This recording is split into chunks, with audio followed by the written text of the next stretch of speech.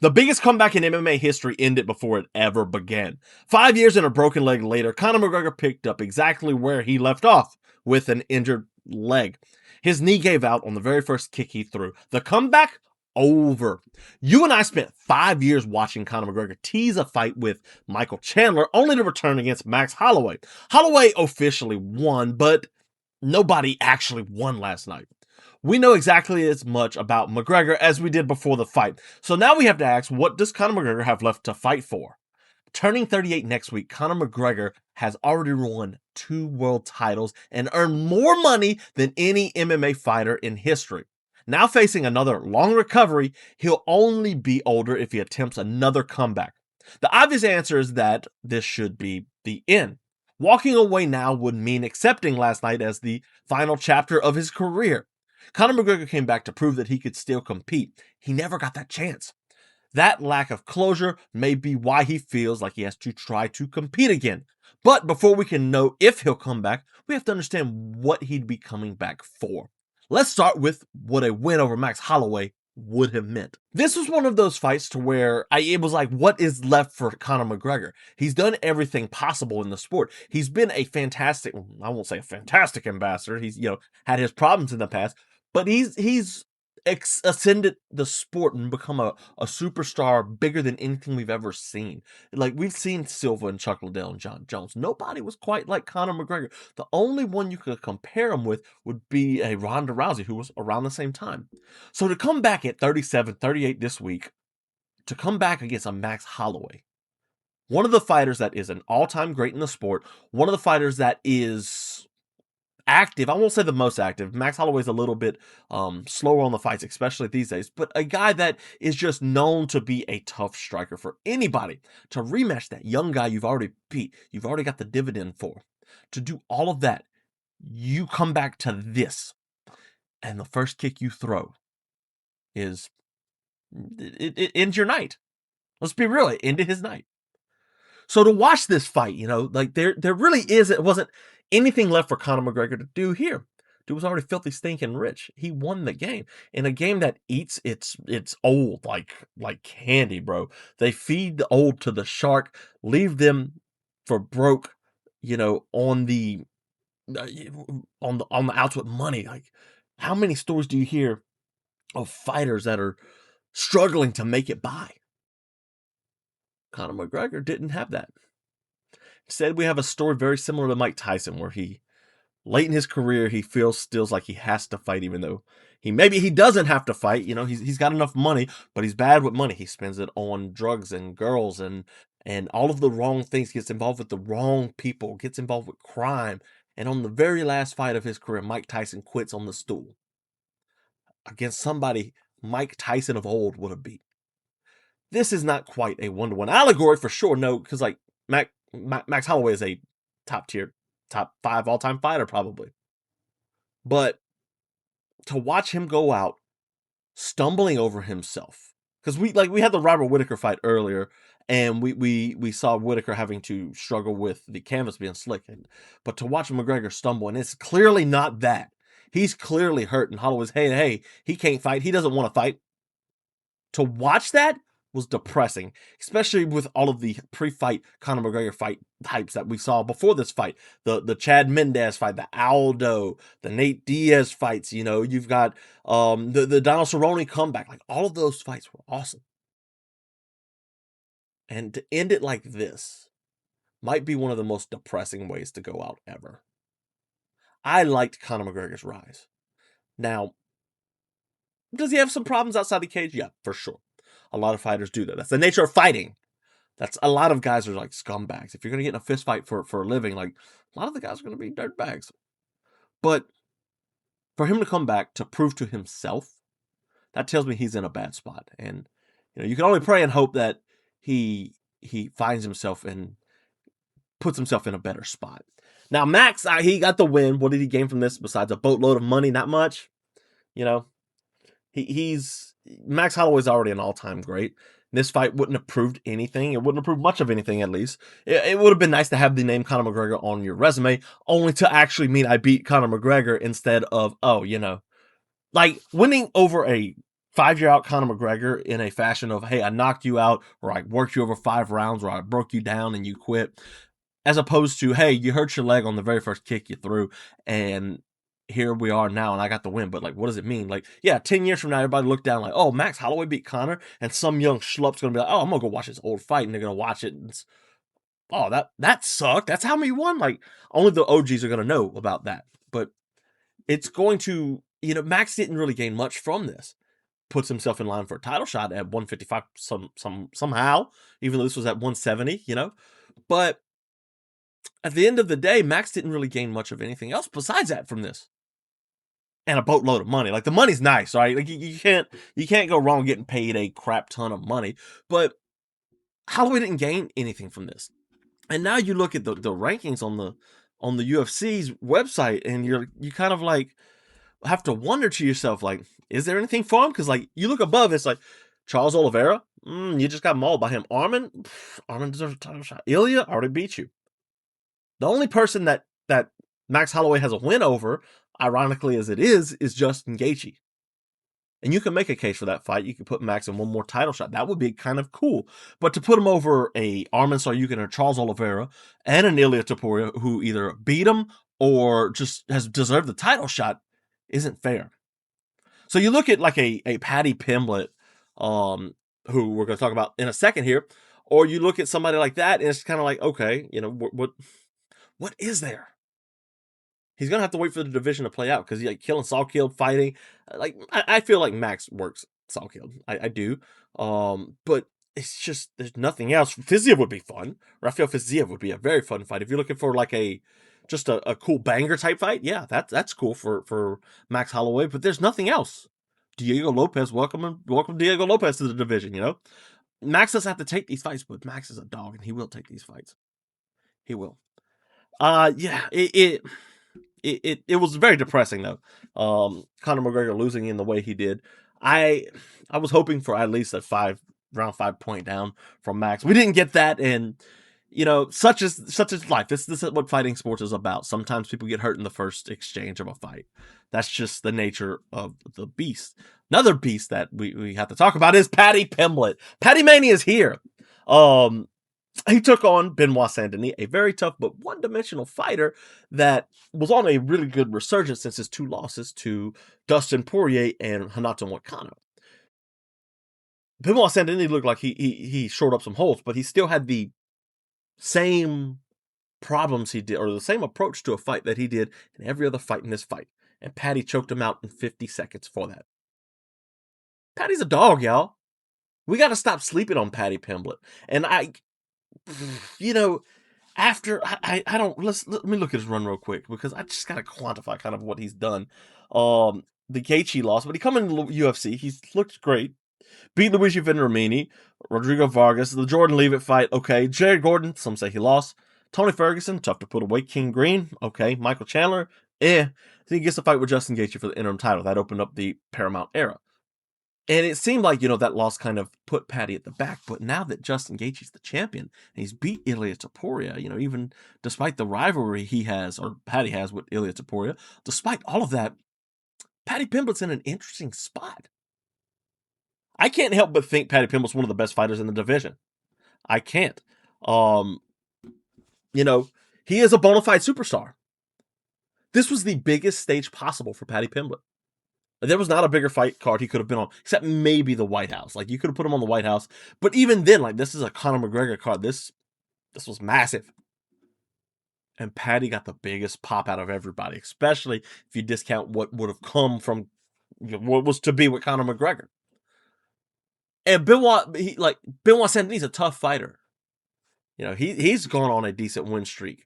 He's gone on win streaks that put him in a good spot against Dan Hooker, Beneil Dariush, Rufi, and Pripolek. He's an okay fighter. But he has the same game plan every single time. He's a southpaw.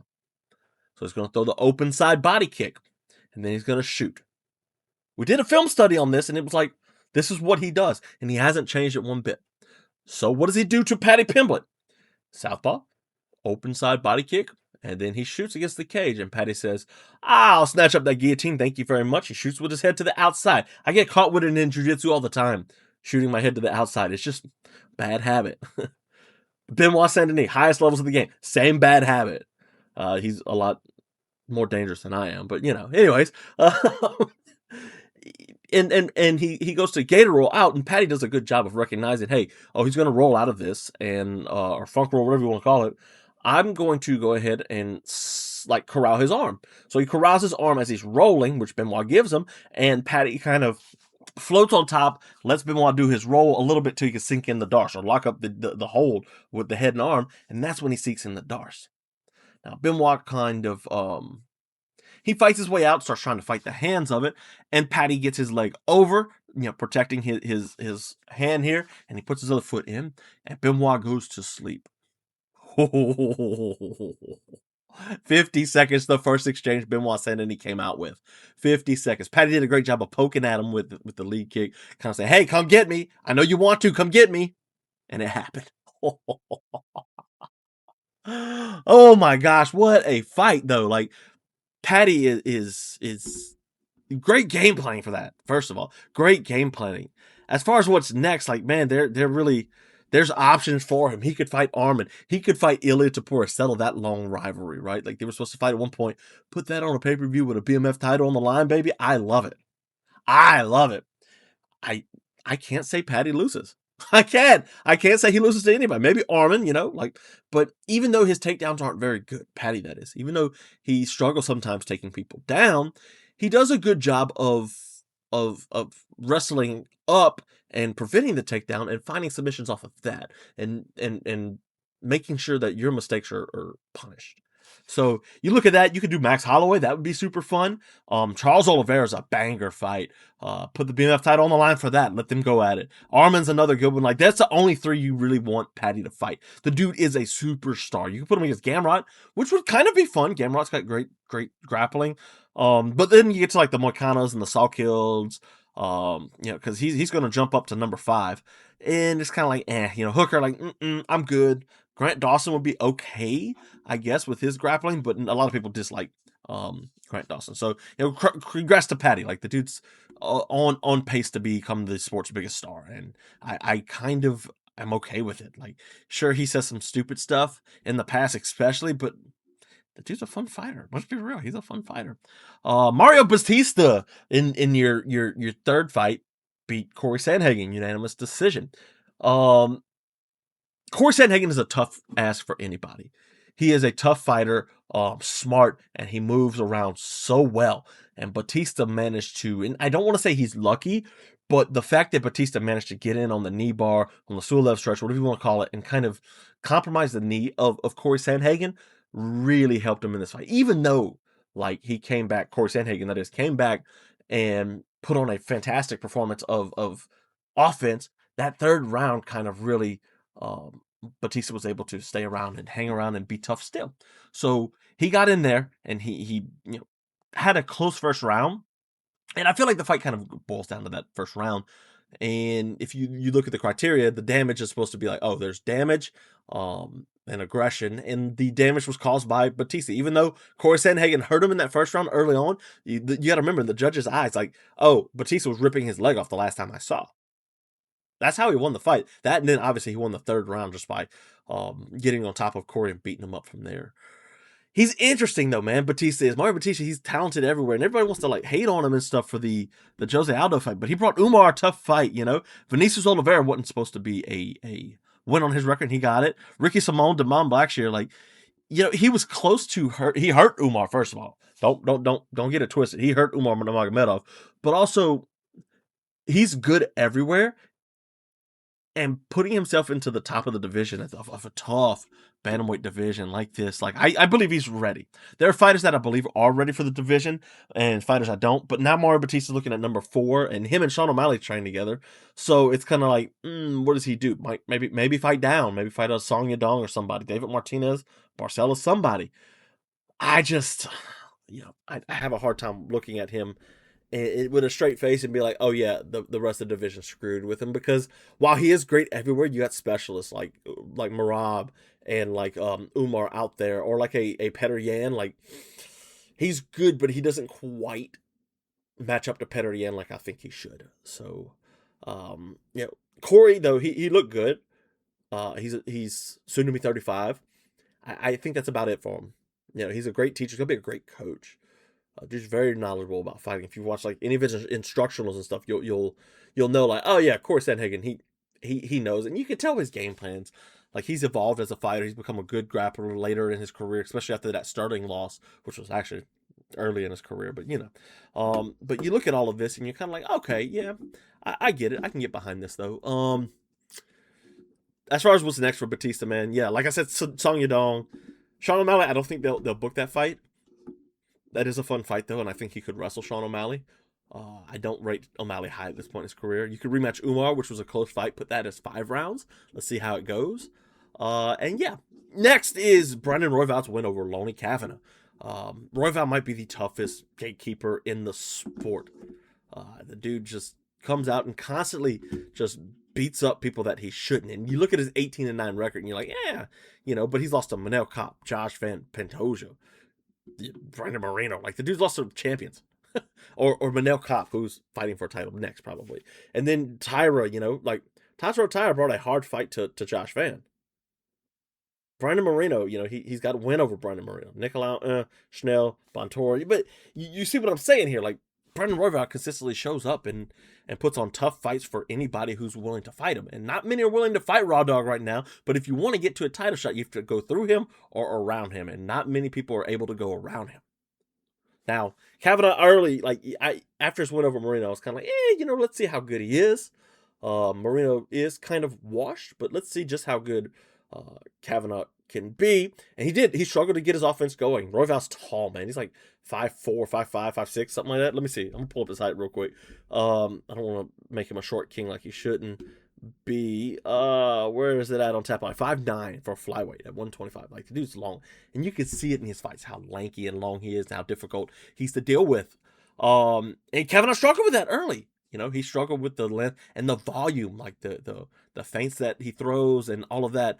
He struggles with it to a point to where he can't get any offense going, and that's really what let Royval take over. Now, we forget Royval's very well rounded. As a great, stand-up fighter as he is, the dude's nasty off the back, which is eventually, where he got his finish.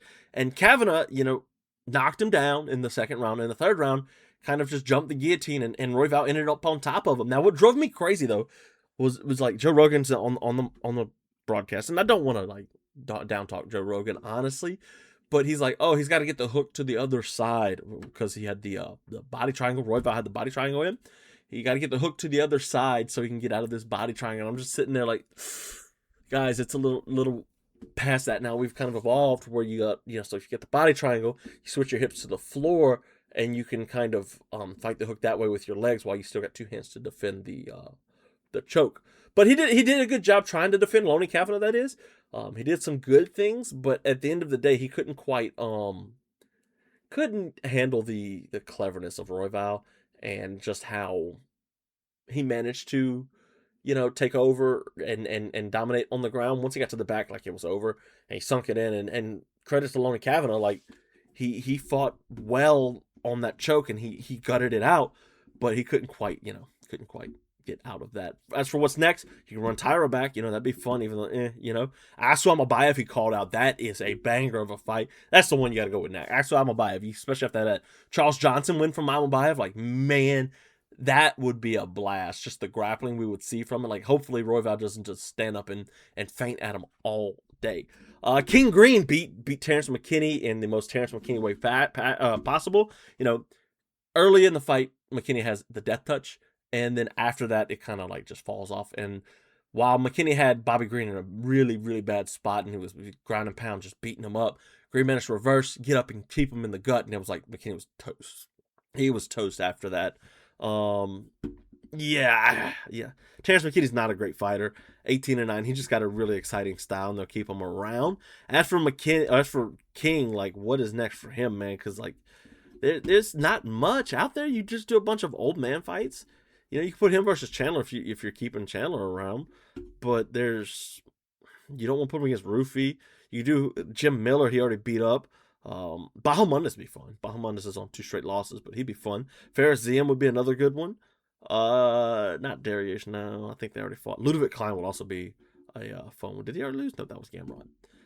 Yeah, so I like that. Bobby Green, just more old man fights. Let him have fun. Robert Whittaker won a fight in his 3rd division.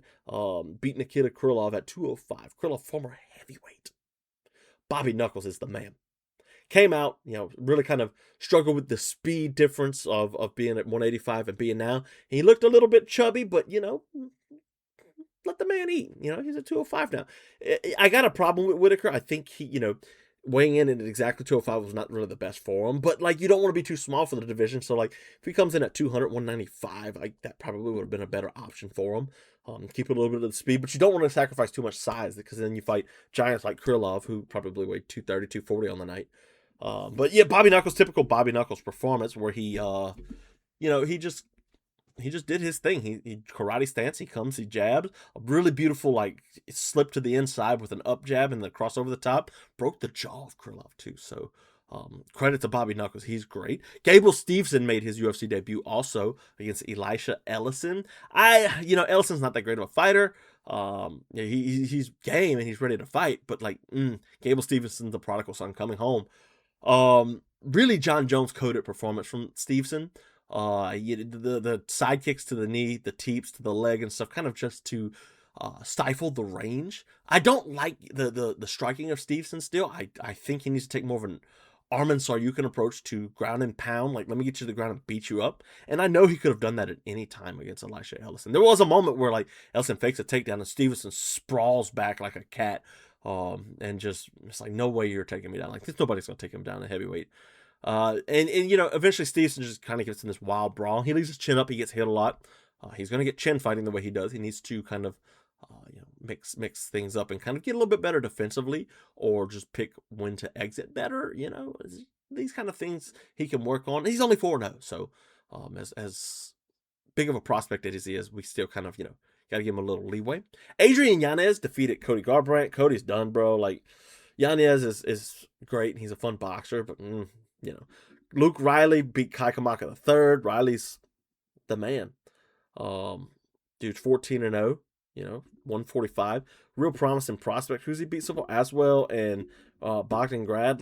Good. That Kai Kamaka win's probably the best so far. Kong Wang defeated Tracy Cortez even after a foul. So shout out to her. She had a really good performance. Kong Wang's really good. Call out Valentina. Long ways off from that. Tracy Cortez, not very good. She's 1-3 in her last 4, and she's lost to all the good fighters she fought. Even though Namajunas was kind of short notice, but she lost to Blanchfield. Now Kong Wang. Damian Pinas knocked out Cesar Almeida. Ferry Basharat won against Garza. Ryan Gander defeated Zach Reese. Zach Reese just don't have it. I used to be hyped on him, but not anymore. Alessandro Costa, man, looks really good as of late. 3 straight wins. Nickel, Matt Schnell, and now Cody Durden to open up the night. But yeah, again, Conor McGregor, the loss itself was kind of depressing. I hoped for more from McGregor, but at the end of the day, he's still Conor McGregor. He's still one of the most important fighters in the sport. I don't know where he goes from here, and I do hope it's a retirement home, if we're being honest. I like the rise of Conor McGregor, but there's a time and place to retire. Someone needs to have that conversation with him. Hey, it's time to hang him up, because it is time for McGregor to hang him up.